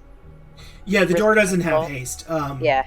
So you yeah, the door does not withstand the force of your shriek. This pulse comes out of Robbie, hitting the door and vibrating it into shards in a second. It rips down, breaking into several pieces, some going up some stairs, some going down some stairs. As you guys sort of stumble in, you notice this weird mottled crustacean-y shit all over the wall, almost like barnacles, coating about halfway up the stairwell and getting thicker as it goes downwards. A cluster of these barnacles were recently coagulated around the handle of the door and the door jamb, but now are no longer providing a barrier due to Robbie's sonic excellence, let's say. All right. No one touch that with your skin. Fun fact, barnacles can grow inside your body, and all they need is a little bit of contact, so no touch. Thank you. Danica pulls out a pair of gloves from her pocket and just slips them on. Was this all audible from upstairs? Yeah. You heard some shattering of wood. And Kestrel didn't have to dodge or anything? Nope. Okay. No, you're in the apartment upstairs. A head is just gonna poke down. Robbie takes a Polaroid. Okay, you look down and there's a flash. Oh! Ow! Kestrel's photo bombing in the background. Oh! My God, I'm sorry. I'm documenting evidence. I'm in another one of your pictures? Yeah. Okay. You always look great in pictures. Did you blow the door off? A little bit. What happened to, like, the stealthy approach, guys? Coming from you. There was something in front of the door. I don't know what I was supposed to do. Danica tried to shoot it, and then, like, oops, that didn't work, so... Blowing up the door is a really awesome oops, Robbie. What do you mean coming from me? We all saw, we all heard it. We're not going to pretend that didn't happen. Listen, I didn't ask that guy to open the window. I was gonna pretend it didn't happen. Look, it's all for the good. We're in here. Did you find anyone upstairs? I assume he's not in there. So. Yeah, unfortunately, it's empty. It looks like it looks. You should just come up here. It looks like someone used to live up here, but they haven't in some time. Yeah, you see what's going on down here? This guy's got crabs. I think Kestrel just giggles and like. So you're saying his downstairs has crabs? Yeah, he's got crabs downstairs. Yeah, you shouldn't touch those. I hear they're contagious. Noted. Yes, exactly! Thank I know so many marine biology facts. Whales, crabs. Wait, that's actually all I know. Just whales. I know everything about the water and nothing else. I'm a whales and crabs kind of person. Nothing else. Don't bother me about anything else. Having our first job in Venice is perfect for you. Right. So should we poke around upstairs, see if anything was like left behind? Sure. Correspondence? Yeah, Danica will trot upstairs, just not touching anything with both hands. Okay. So you guys glance over this apartment. It does look like, a little scattery here and there. Can you make me an insight check, everyone? Sure. Yep.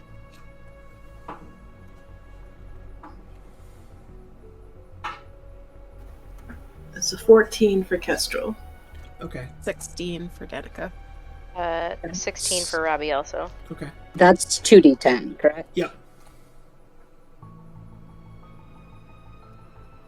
22. Okay, with a 22. Let's see. Walsh, I'll do you first. You find a concealed wall panel. It seems to be built in. There's a little plaster over it. But you're able to sort of like put your hand into the wall itself and pull this sort of like chunk out. It's a different color than the rest of the wall, so you can tell that it's sort of a freshly made. You look in and you see that there's a defunct paradox field generator inside. It looks like it's been purposefully cut in several places, rendering it completely useless. Hey guys, come check this out. That's concerning. Does it look like it was done like with precision, or like it Yes. was Purposely and with precision. I don't know what that is. It looks like he didn't want to be tracked, or Oh, it didn't looks like want someone whatever's to- on this well, thing to. Remove So, his just so you know, connection. a paradox field is the only thing keeping you guys alive. So the destruction of one means that either someone tried to kill him in the night by, sneaking in and severing this thing, or he did it himself, which would be weird. I think the way Kestrel explains this to Robbie is basically like, okay, so you know the suit you gotta keep on all the time? Yeah. This, when it's working, usually helps us, like, survive with it off. But, Alright. Okay. Yeah, someone disabled this. So if someone disabled that and he took his suit off, Gotcha. or if Alright. he was like, I don't want any Chrono Rogues coming in here and sleeping in my place, he could have done it, and then when they take their suits off. I mean, we wouldn't have slept in it. It's Harsh. filthy anyway. Do I see... There's literally nothing that looks like, somebody might have just died or we wouldn't have seen No, anything. you don't see any signs of death up Yeah. here. You got a 16. You find some papers on a desk that have been definitely damaged by water, but the top of them show sort of emblems from the Collegium. So at some point, either he got correspondence from there or he got information from the Collegium. Some connection to the Collegium. I can't make out. It's been all mildewed and... Robbie, you got what? You got A 16. A 16 as well? Yep. You find like part of the rug in one corner is dipping slightly, and when you pull it aside, you see more of these sort of barnacle encrusted area around the hole, and it leads down into the dark of the basement. It looks like a straight shot down. You hear water echoing upwards, and occasionally a little splash.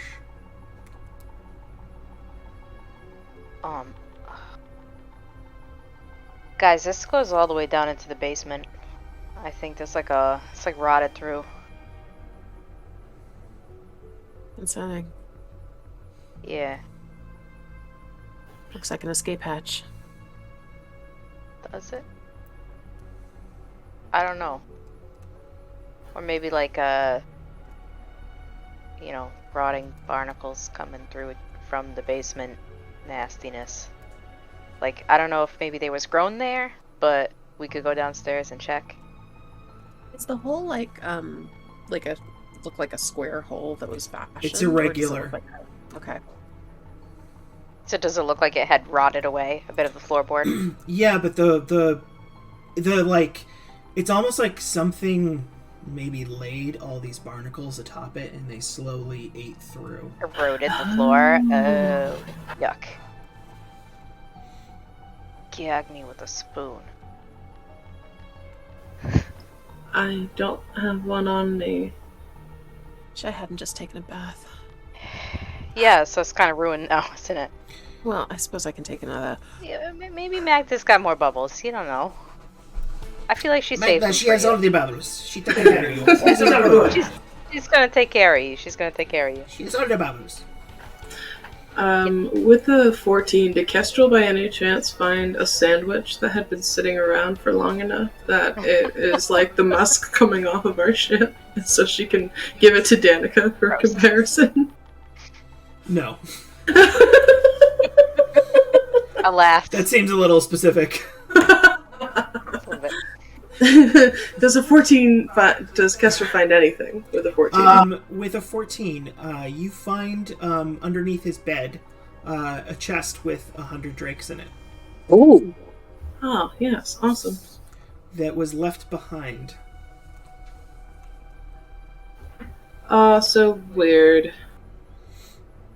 Not a Yeah, good a little sign. bit. Just so you guys know, Chrono Essence can survive outside of a paradox field. Okay. Cool. You guys want to check the murder basement? Yeah. No, I actually really okay.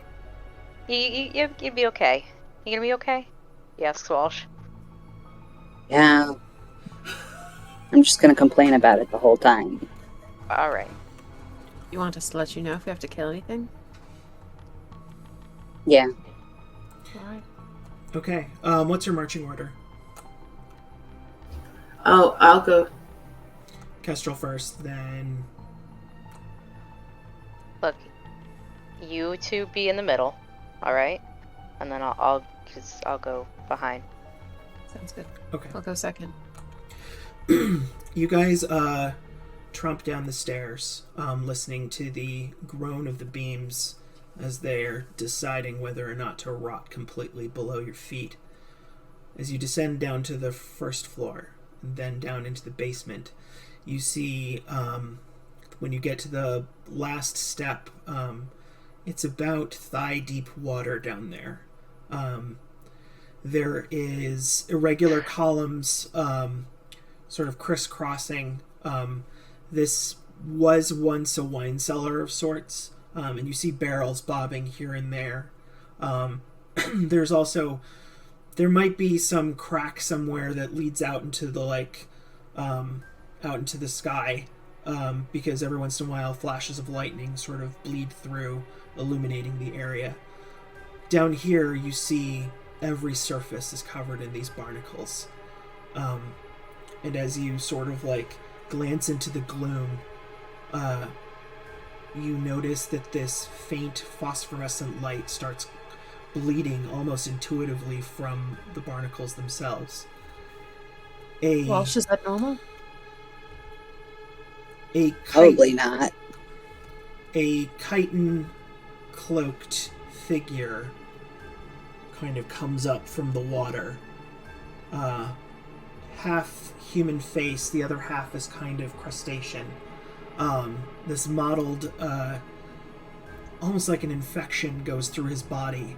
One hand is a massive claw, like a crab, and the other one is more humanoid, but definitely starting to change. It looks up at you, and one sort of eye stalk and the other one, very human, stares at you, and you hear this. Nope. Fuck that. Dark's looking back. Hey, Cowpet. Outfit? It lets out a little roar, and it starts charging you. And that is where we're going to end tonight. Fuck no. Nope. Yeah. Keep it. Anyone have a shellfish allergy? Anyone? I didn't add that as a flaw, by the way. I want people to be able to eat shellfish. It's important to the texture of the game. Yeah. That was fun. Damn. That was fun. Awesome. Oh, that was